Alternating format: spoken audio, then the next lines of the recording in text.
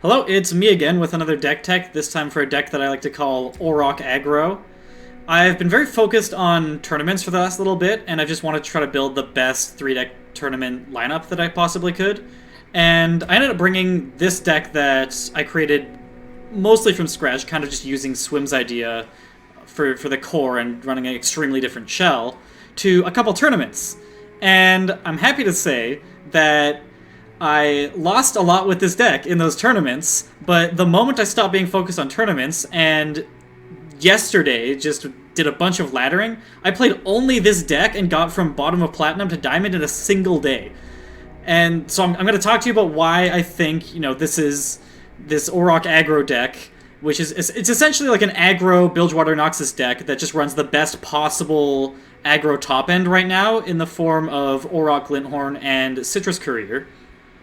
It's sort of a bad tournament deck because its best matchups aren't actually common in the tournament meta, and a lot of its oomph comes from really surprising opponents who aren't expecting the big plays it can make.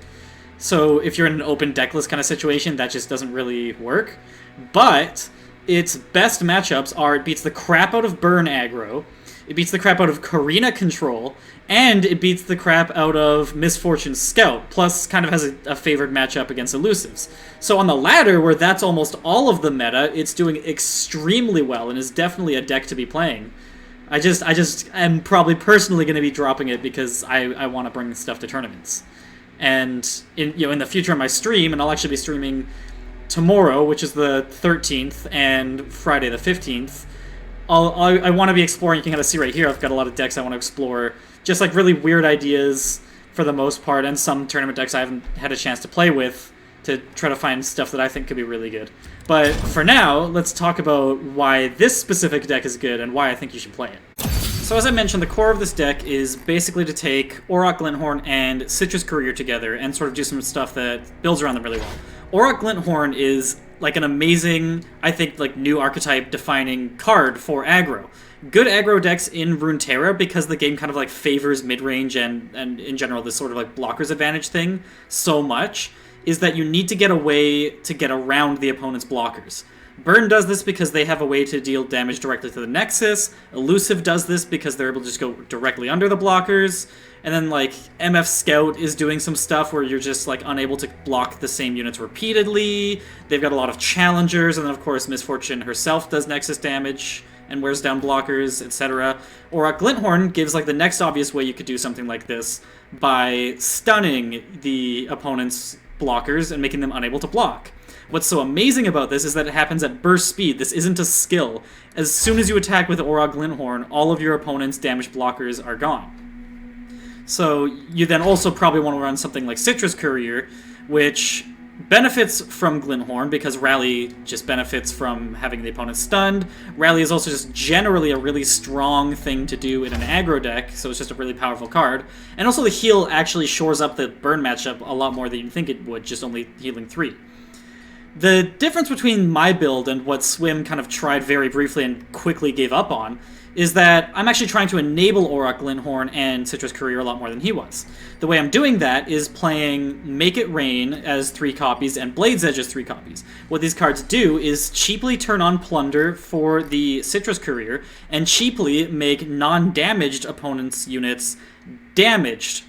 And we do this the turn before we want to be attacking into them, for the most part, so that we still get the benefit of this burst speed stun. It just happens almost always now, very consistently, against the opponent's entire board. So that's sort of the core of the deck. And then I've also kind of been playing 2 Salvage to try to draw that combo a lot more often. And Twisted Fate, because his red card is basically another way to turn them both on. It damages the Nexus, so technically on turn 10 you can play it with Citrus Courrier, but I haven't really ever done that. But more importantly, the red card is going to damage all of the opponent's units on their side of the board. So even if it doesn't kill any of their units, you're still making them all be stunned if you play Twisted Fate on turn 4 into Aurok, let's say, or on turn 7 if you played Aurok before, whatever. It damages all the opponent's units and you're able to attack into a board with no blocks whatsoever, which, the way we've built this deck, usually means you just win the game that turn.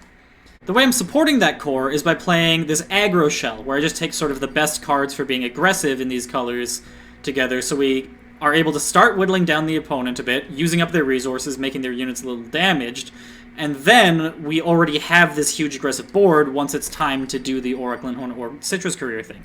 I've also had successful games where I've been able to sort of run the opponent down without even playing one of these 6-mana plays, though I would never run a deck like this without these cards. So the first thing we do is we run these 8 1-drops, I think is probably the right balance. Rearguard is sort of a no-brainer. Butcher, you're maybe skeptical of because we don't have that much Plunder activators, and the ones we do, we want to be saving for, again, Citrus Courier. But a 1-mana 2/2 is still a pretty good aggro drop, and then Precious Pet is sort of just the third best one to be running, because the Fearsome means it's almost always hitting on turn 1, and we can get a ton of value out of it. As for 2-drops, again, we're running 8, which I still think is right. Disciple and Demolitionist are just really obvious no-brainer cards to run together. There's just a ton of damage that they get to do together, even though we're not like a burn deck. And then Hired Gun, I've experimented a lot in this slot, and I think that this is the best one. She's actually a deceptively good aggro card, because 2/3 is a really good stat line for aggro. You're a lot more worried about making sure that your unit gets across the field and does Nexus damage than you are about exactly how much damage that does. So a 3/2 comparatively just isn't that good because it dies to so much more removal. In addition to this ability to give an enemy vulnerable, again, plays into our plan of trying to invalidate blockers to some extent. Not well enough to run more than 2, but it just sort of seems to slot in best compared to our other options in the slot. Although this is a flex slot, and if you think that there's a better 2-drop to be running, you should absolutely think about that. Then, I think Draven is a really obvious choice. He's maybe the best aggro card in the game. He's just really generically good, and for a while, instead of Salvage, I was playing Pick a Card. You often end up with Twisted Fate surviving because he's not a priority threat for the opponent, so you sometimes have to use a Pick a Fate on one of his axes, or Pick a Card, rather. And his axes can often be like the deciding factor in just getting that 1 extra damage. And Petty Officer is sort of just a generically good value tool. If you run the numbers on 1-drops in all of the factions, they're actually surprisingly good, which kind of has to be the case because spending 1 mana on turn 1 instead of banking it is not often something a deck wants to do because banking mana is very powerful. So all of the 1-drops in the game are actually quite good. And I won't do the whole analysis, but I sort of talked about this in my Jagged Jinx video. And then Powder Kegs being another option is actually a great boon for the card, because Make It Rain and Twisted Fate are two of the cards that use kegs the best, aside from some of the Shadow Isles Drain cards. And so altogether, this just kind of ends up being a versatile value tool in regions that don't have very many good 3-drops overall. But again, this is another flex slot where you could experiment with it a lot. And that's pretty much the deck. I'm also running 3 Transfusion is the only card I haven't talked about. This is just like a really incredibly powerful aggro tool because it lets you get over damage-based removal, which is almost all of the removal in the game. And it also kind of enables Crimson Disciple a little bit because sometimes you're doing that last 2 burst speed damage that you need. And yeah, I'll now show you some gameplay footage of a really good game I played against a Fiora Vi deck. It's not really our best matchup, but that makes it kind of the best deck to showcase because it just shows all of these like minute things when everything you do really matters. I pretty much had to make every important piloting decision in this game that I've had to in any difficult game. So showing, like, you can just build this deck yourself and then run it against an AI to show how fast it, like, beats people down in its good matchups. I think the important thing is showing that even in the bad matchup, you can do some really cool things with it. So, enjoy. So, once again, this is against a Vi Fiora deck, which is one of our worst matchups and an incredibly powerful deck. But we'll see here that we still kind of have a pretty good chance against it if we play right. So here I mulliganed my Make It Rain. We don't normally do that because it's sort of a combo piece for us and just a generally powerful card. But here I kind of want to because against this deck I know I'm going to be doing a lot of like brawling and unit trading, so my opponent's units are going to get damaged anyways. And I kind of just am going to be looking for late game cards as much as possible. So then here, I immediately play out my Rearguard. Rearguard is almost always just the correct first turn play. It's just better when it hits the board than Butcher, who I don't really want to block with, and also there's a chance that later the Butcher will be enabled. But we don't really play around the Butcher Plunder too much. It's fine as a 1-2-2. And then I'm really happy playing the Hired Gun, because it's going to give us a good kill onto their 2-1 here, which otherwise would have been blocking our 3-2. And then I'm kind of sad because the opponent plays out their own 2-1. I know I'm kind of behind the video at this point, but there's a lot to cover in the first little bit. And it just sort of, yeah, we had to take the attack anyways, even though they had that good play into our 3-2 and our ability to take the other one out of the way. Because just leaving that next time just lets them play Bright Steel and get a barrier and then make a better attack. The opponent is then going to play Fiora, and we kind of just have to pass them back because we don't want to give them a good kill on whatever unit we summon. I'm thinking about playing Twisted Fate to try to just like get an attack in by playing gold card, because the red card's not good enough here. But that only actually gives us 4 damage, and then only if they don't play a good blocker after, so that's super marginal and we can't really do that. And then the other option is going to be like Petty Officer or one of my Jagged Butchers, or both.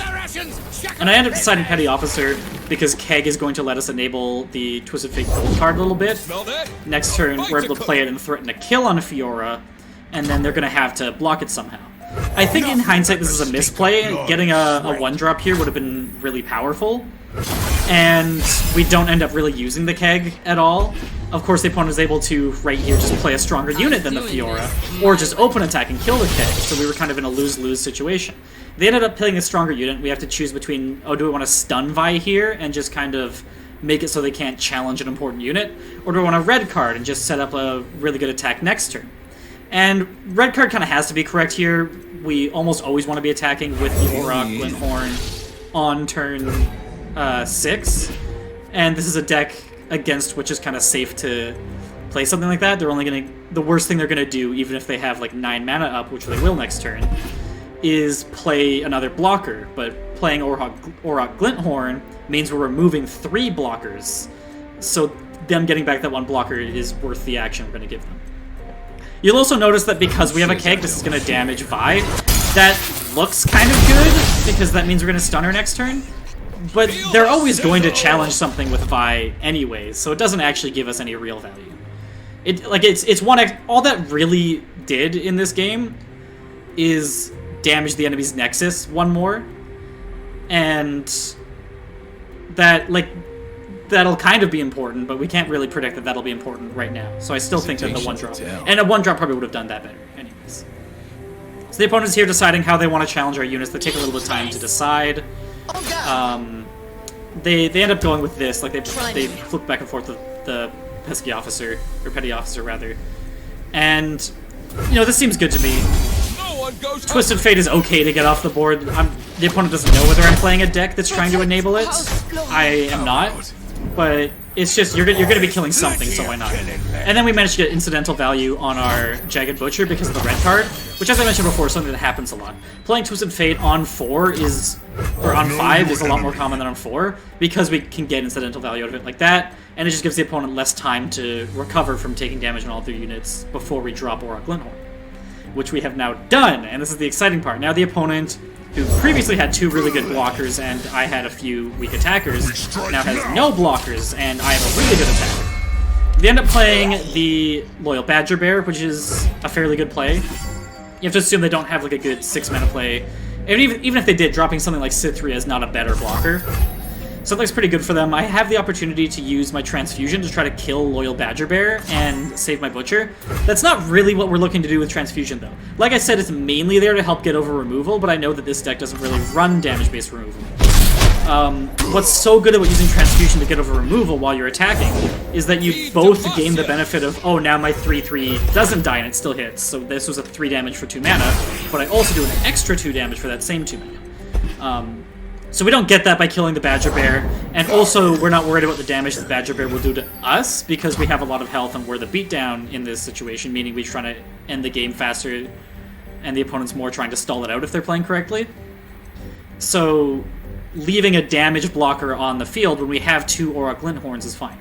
Here I'm thinking about now, do I want to play the Glinthorn or the Crimson Disciple? And the reason we play Crimson Disciple is that now that turns on my Transfusion a lot more. That starts to look a lot better. But the Aurok Glinthorn ends up being better because I'm kind of anticipating, oh, this 9-3 Vi is going to be sacrificed to kill my more expensive Aurok Glinthorn. The opponent can kind of win without Vi. They're probably going to be happy throwing her away here. So playing this second one kind of takes that option away, and I don't need to use an action to do that again next turn. The opponent ends up valuing their Vi higher than I expected. I didn't notice that because of War Chefs, they're going to be able to level the Vi. So that's kind of, I think, why they do that, and they also kind of relentless prediction just a second. So that was a bit loud, maybe I'll say that again. Yeah, so I didn't expect that play from the opponent, basically. And I still think that it was the right decision, though.